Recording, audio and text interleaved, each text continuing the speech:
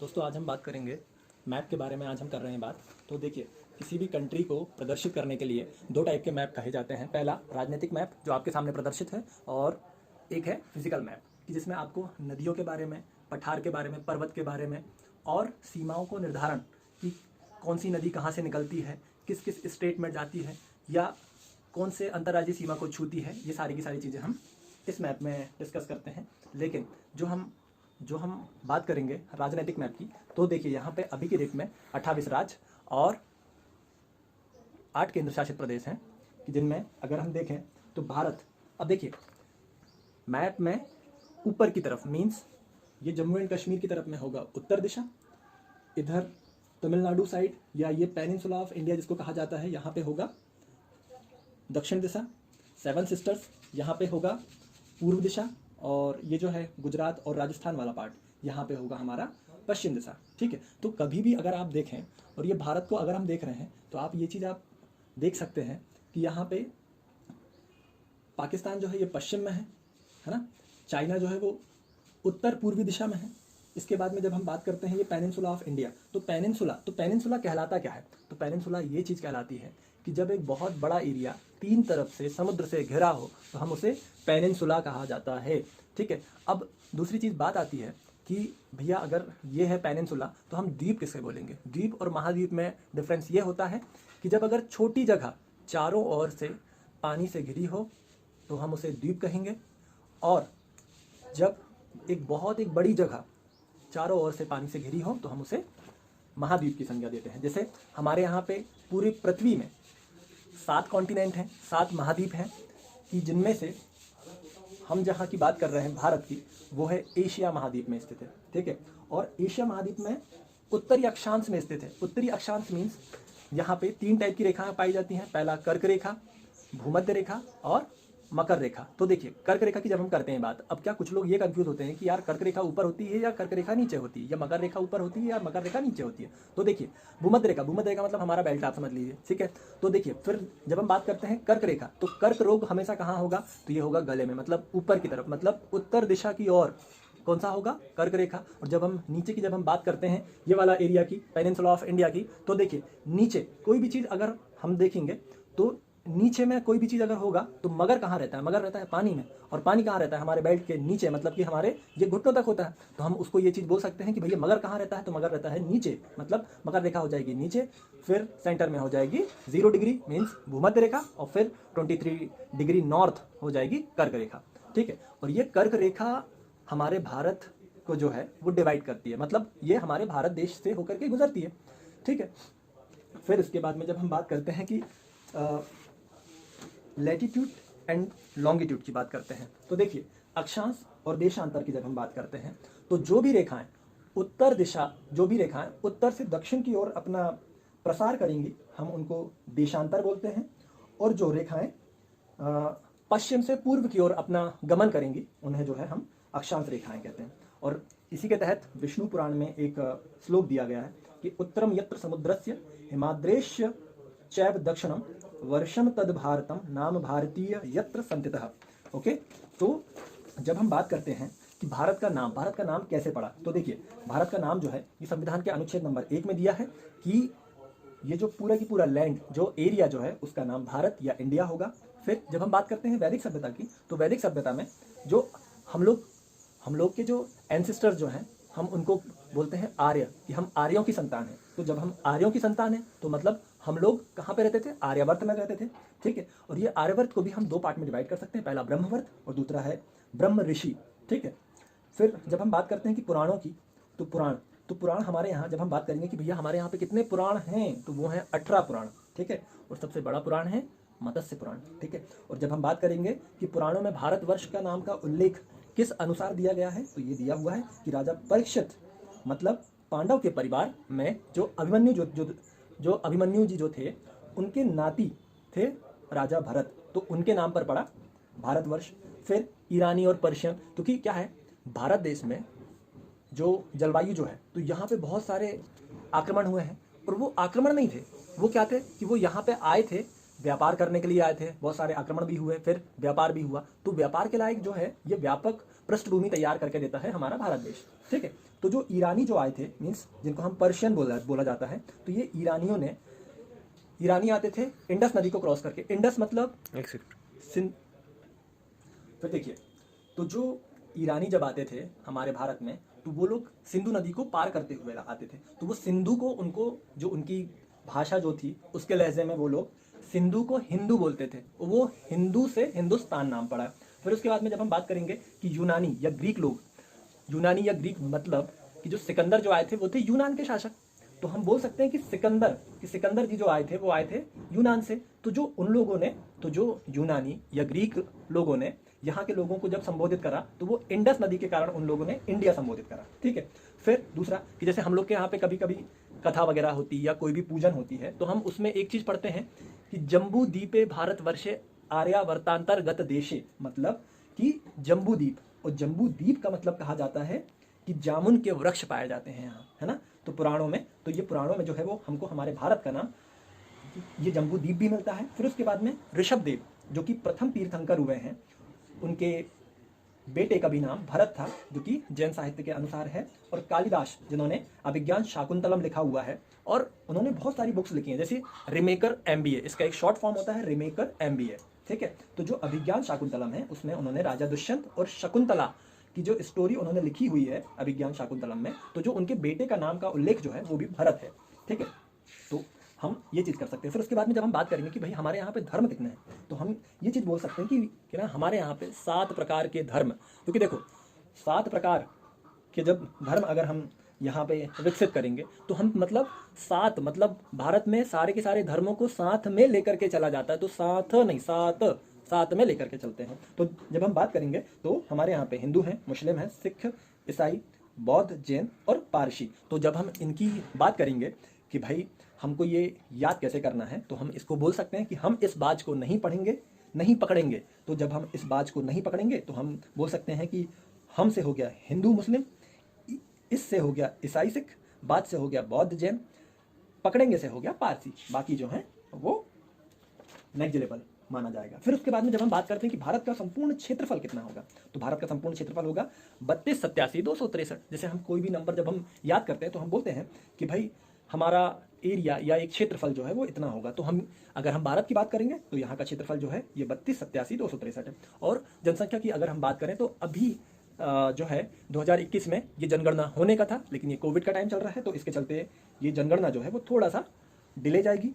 तो हम ये बोल सकते हैं कि भारत की मिनिमम जनसंख्या 130 करोड़ है। और जब हम बात करेंगे यहाँ पे शिक्षा की, तो शिक्षा है 73% शिक्षा 2011 के सेंसस के अनुसार है। और लिंगानुपात मीन्स होता है कि भाई 1000 पुरुषों पे महिलाओं की संख्या को हम लिंगानुपात बोलेंगे। तो 1000 पुरुषों में 943 महिलाएं हैं। और जब हम बात करेंगे यहाँ पे जनसंख्या वृद्धि दर की, तो यह है 17.7% है। ठीक है। तो जब हम बात करेंगे कि ये जम्मू एंड कश्मीर यहाँ पे था, ये जम्मू एंड कश्मीर यहाँ पे था आर्टिकल 370 एंड 35A, जिसको भारत सरकार के द्वारा हटाया गया है। अब जब हम बात करेंगे कि भाई भारत की सीमा, तो भारत की सीमा जो है ये सारे के सारे टापुओं को मिला करके, मतलब यहाँ से जब हम चालू करेंगे भारत की सीमा, ये वाला ये गया प्रायद्वीप भारत की। तो जब हम प्रायद्वीप भारत में, और हम ये छोटे छोटे ये जो अंडमान निकोबार द्वीप समूह के जो द्वीप हैं, इन सारे द्वीपों को मिलाने के बाद में जब हम अपने लेंथ की जब हम करेंगे बात, तो ये है 7516। ओके, कितना 7516 इतना।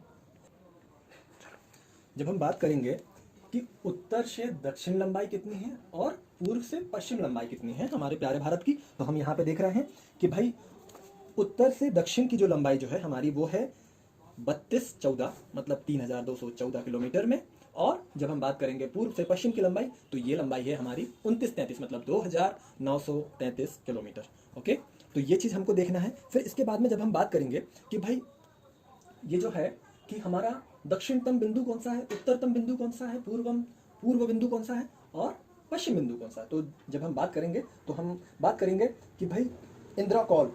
ठीक है, देखिए उत्तर में जब हम खड़े हो जाते हैं, मतलब हमारा सर, और अगर हमारा सर में ही हमारा कान उपस्थित होता है, तो हम बोलेंगे कि इंदिरा जी को अगर कॉल करना है तो वो कहाँ से करेंगी, तो वो करेंगी ऊपर से, मतलब हाइट से। तो ये जम्मू एंड कश्मीर में यहाँ पे है इंदिरा कॉल पॉइंट। और जो हम बात करेंगे हमारे दक्षिणतम बिंदु की, तो ये है इंदिरा पॉइंट, जो कि वृहद निकोबार ये अंडमान निकोबार जो है यहाँ का एक द्वीप में ये पाया जाता है, ठीक है, जिसे बृहद निकोबार, और इसको बड़ी खुशी के साथ में बताना चाहूँगा मैं कि बृहद निकोबार को यूनेस्को में शामिल किया गया है। फिर उसके बाद में जब हम बात करेंगे कि तटों की बात करेंगे, ठीक है, कि हमने जैसे सुना है कि कठियावाड़ तट, कोंकण तट, कोनार तट, मालाबार तट, कोरोमंडल तट, रॉयल तट, कलिंग तट, ये सब कहाँ पे हैं। फिर दीघा तट। तो जब हम बात करेंगे, देखिए कठियावाड़, तो देखिए यहाँ पे जब हम बात करें,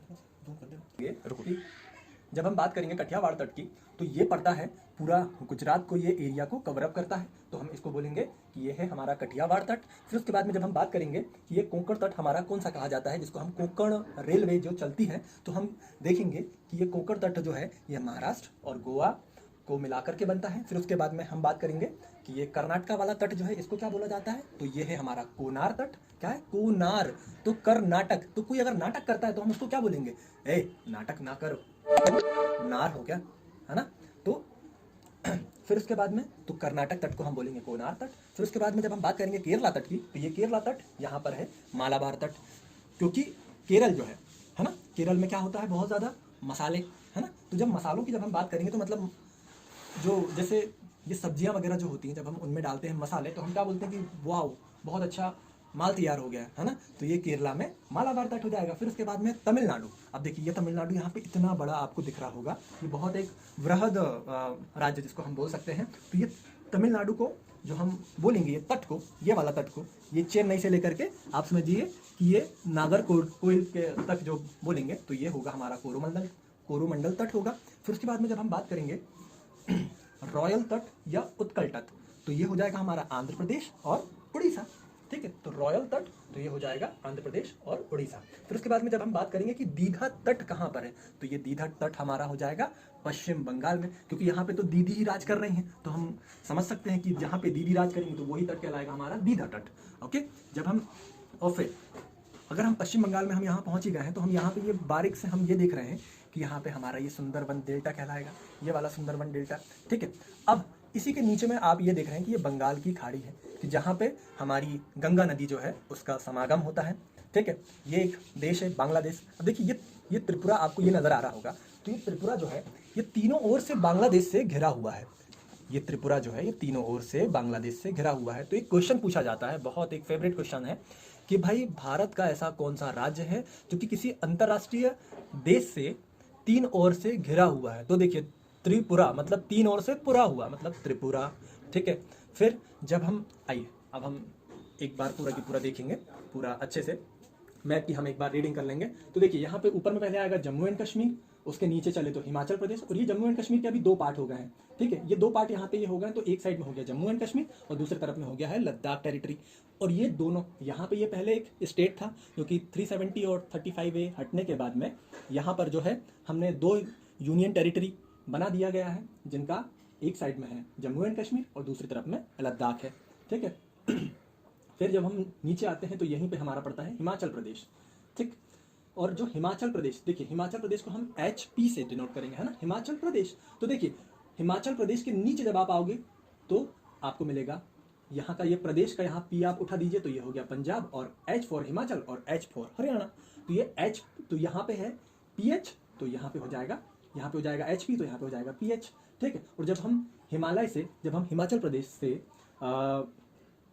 दक्षिण पूर्व की ओर चलेंगे तो हमारे को पड़ेगा उत्तराखंड, जो कि पार्ट था एक टाइम में उत्तर प्रदेश से टूट करके बना हुआ है उत्तराखंड, जिसकी कैपिटल जो है,